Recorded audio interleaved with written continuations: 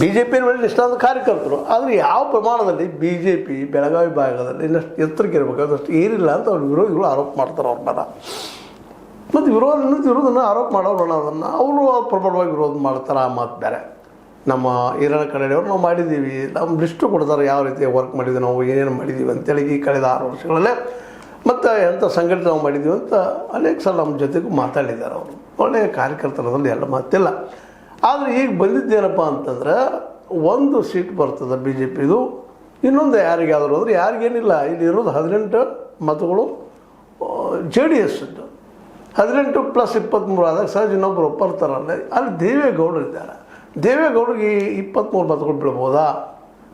ಮತ್ತು ಒಂದು ವೇಳೆ ಈ ನನ್ನ ಕನ್ನಡಿಗರಿಗಾಗಲಿ ಇನ್ನೊಬ್ಬರಿಗಾಗಲಿ ಬಿ ಜೆ ಪಿ ಯಾವುದೋ ವ್ಯಕ್ತಿಗೆ ಆ 12 ಮತಗಳು ಇವ್ರು ಹಾಕ್ಬೋದಾ ಅನ್ನುವಂಥದ್ದು ಮೋಸ್ಟ್ಲಿ ಅದು ಸಾಧ್ಯ ಅನ್ನಿಸ್ತದೆ. ಯಾಕಂದ್ರೆ ದೇವೇಗೌಡರು ಮತ್ತೊಂದು ರಾಜ್ಯಸಭೆಗೆ ಹೋಗ್ಬೇಕಂತ ಇದ್ದಾರೆ.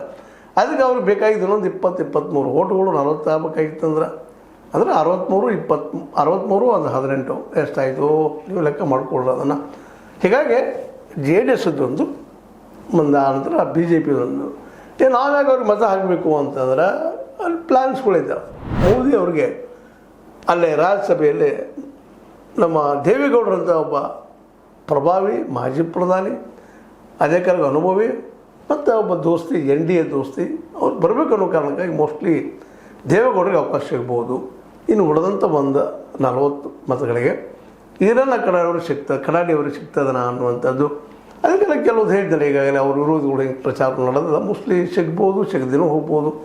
ಅದೇ ಕಾಲಕ್ಕೆ ನಾರಾಯಣ ಕೊರಗಪ್ಪ ಇವ್ರ ಬಗ್ಗೆ ಅಷ್ಟೊಂದು ಪ್ರಭಾವಿಯಾಗಿ ಹೆಸರು ಕೇಳಿ ಬರ್ತಾಯಿಲ್ಲ. ಬಟ್ ಪಕ್ಷದ ಮೇಲ್ಮಟ್ಟದಾಗಿ ಹೇಗೆ ಅವ್ರ ಸಂಬಂಧ, ಯಾಕೆ ಒಬ್ಬ ರಾಜ್ಯಸಭಾ ಸದಸ್ಯರಾಗ್ತಾರಂದ್ರೆ ಒಳ್ಳೆಯ ಸಂಬಂಧ ಇದ್ದೇ ಇರ್ತದೆ ಪಕ್ಷದಲ್ಲೇ.